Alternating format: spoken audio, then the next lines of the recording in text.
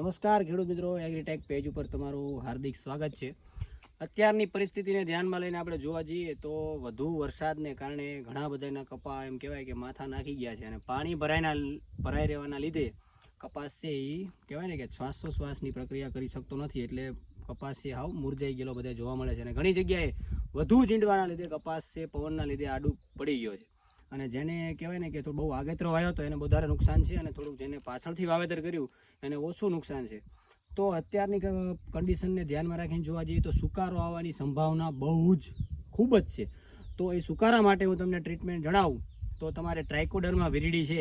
એને ટપક હોય તો તમે ટપકમાં આપી દો, અથવા તમારે જો ટપક ન હોય તો તેનું ડ્રેન્ચિંગ કરી અને કપાસની અંદર આપશો તો સુકારો તમારે આવવાની શક્યતા ઘટી જાય છે. અને તમારે જો કેમિકલમાં જવું હોય તો કેમિકલ કંટ્રોલની અંદર તમે ફૂગનાશક કોઈ સિસ્ટેમિક સારી ફૂગનાશક હોય, કાર્બન ડાઇઝિમ મેન્કોજેબ છે કે પ્રોપિકોનાઝોલ છે, કોઈ